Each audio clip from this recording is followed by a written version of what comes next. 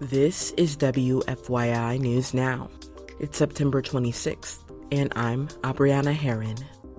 On today's show, Governor Braun signs letters of intent with Taiwanese officials to purchase Indiana crops.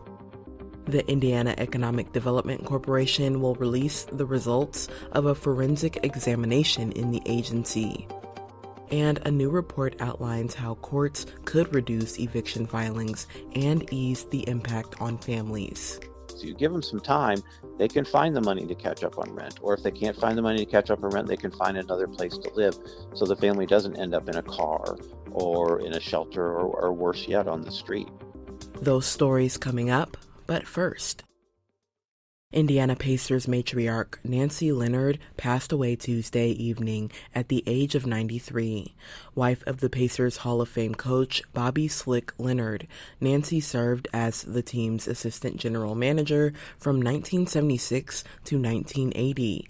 She is credited for playing a crucial role in keeping the Pacers in Indiana by organizing a telethon to raise the funds needed to cover the debt of the franchise accrued after joining the NBA following a merger of two professional men's basketball leagues. Governor Mike Braun signed letters of intent Thursday with Taiwanese officials to purchase nearly $6.4 billion of Indiana corn and soybeans over the next 4 years. Vera Anderson reports. Taiwan has agreed to buy more than $2 billion worth of Indiana corn and up to $4.2 billion in soybeans between 2026 and 2029.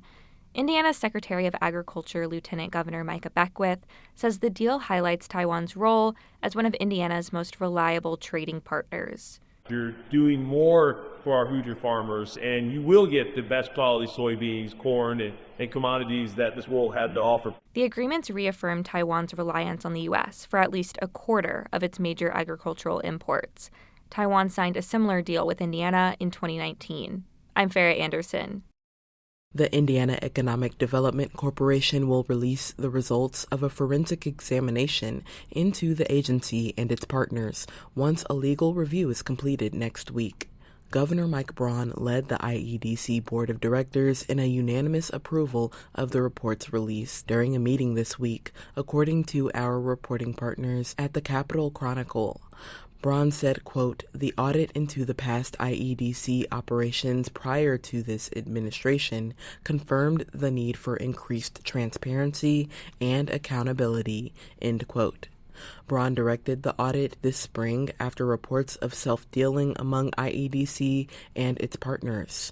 Changes being proposed include all votes being taken by IEDC's full board of directors, the end of the agency's nonprofit arm, and investment activity to stay in Indiana. And for our final story today. Every year, around 70,000 evictions are filed against Indiana residents.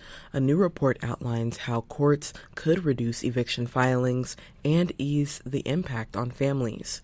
Housing is cheaper in Indiana compared to other states, but the state's eviction rate is still one of the highest in the country.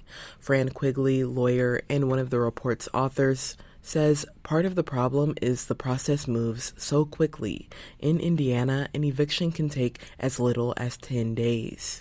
So you give them some time, they can find the money to catch up on rent. Or if they can't find the money to catch up on rent, they can find another place to live so the family doesn't end up in a car or in a shelter or worse yet, on the street. The Too Fast, Too Easy report, a collaboration between lawyers across Indiana, recommends several changes for judges to consider in their courtrooms. Those include giving tenants more time before a hearing, allowing rent escrow for unsafe housing, requiring mediation, and making eviction filings private until resolved. That's all for today's episode of WFYI News Now. Our podcast is produced by Drew Dodlin and Zach Bundy, with support from the news team at WFYI and public media journalists across the state. Our news director is Sarah Neal-Estes. Kendall Antron produced our music, and I'm your host, Abriana Herron. If you like today's episode, remember to subscribe and share, and follow WFYI on Instagram, TikTok, Facebook, and YouTube to check in on our newsroom throughout the day. Thanks for listening. We'll be back on Monday.